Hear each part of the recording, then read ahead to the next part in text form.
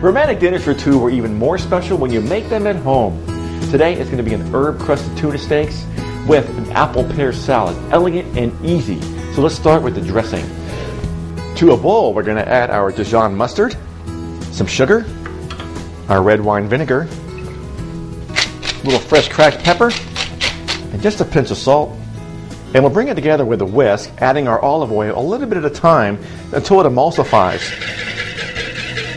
You don't want to add the oil all at once.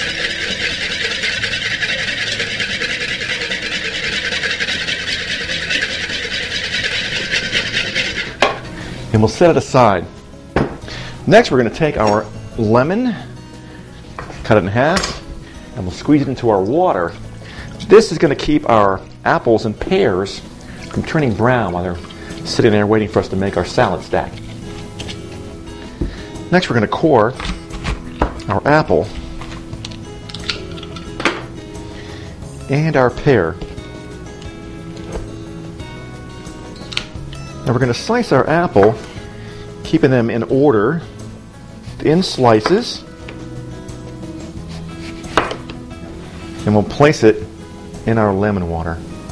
And we'll do the same to our pear. Well, since our apple is bigger than our pear, I'm going to take the middle section of our pears and I'll cut them in half and put them in the water along with the tops, smaller tops and bottoms. And we'll show you why in a minute. Now we're going to set this aside and get to work on our fennel bulb. We're going to remove the bottom and we'll use one stalk for this recipe. Remove the top or the stalk, and we'll use this for some stock later on, like chicken stock. And we'll cut it directly in half, then half each side again. Now we'll turn it where it's kind of bowing up for safety, or it won't slide around your cutting board, and we'll make some real thin slices. These are going to add flavor to the salad and be little space dividers between our apples and pear as we stack them up. Let's put it together.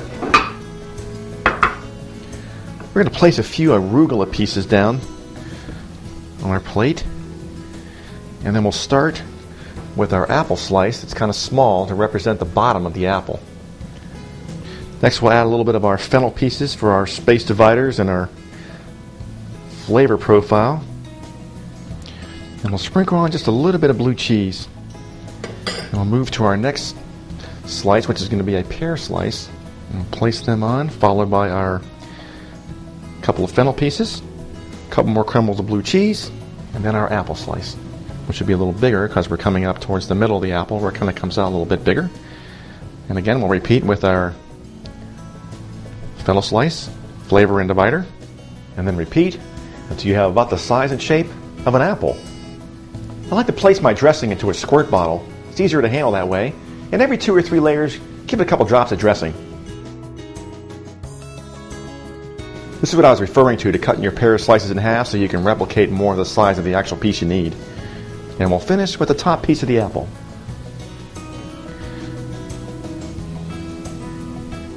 And we'll add just a little bit more blue cheese around the sides. A little more dressing.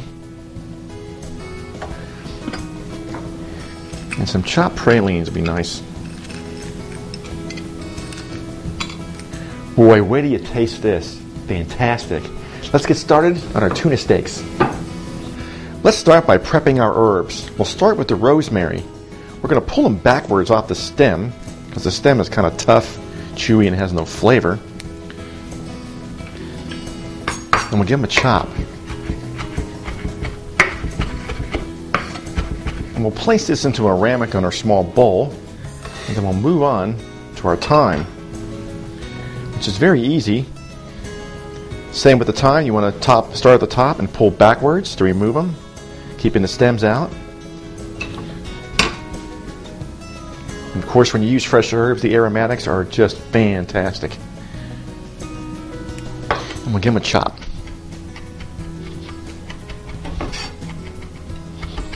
And we'll add it to our rosemary and give them a mix.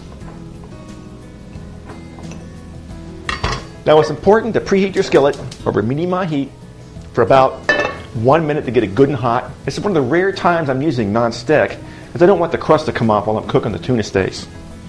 In the meantime, we're going to prep our beautiful tuna steaks. We'll start with a thin layer of some Dijon mustard on the top.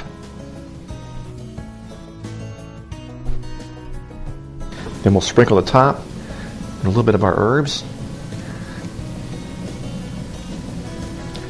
I will add some oil to the pan.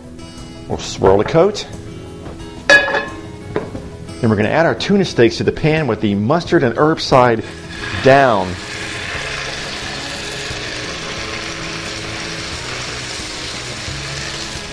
And while they're cooking on the first side, we'll go ahead and add our mustard and herbs to the second side. You don't need to add salt to the recipe because there's plenty in the Dijon mustard.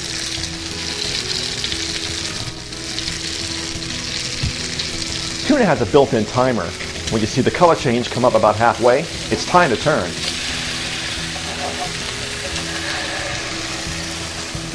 And we're not going to overcook them. We're going to cook them about medium rare.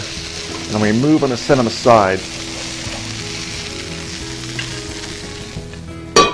Let's wilt some spinach to go with this dish.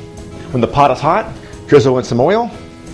Add our bag of spinach. A little salt, fresh cracked pepper. And we'll toss it around with a pair of tongs, and it wilts in less than 1 minute.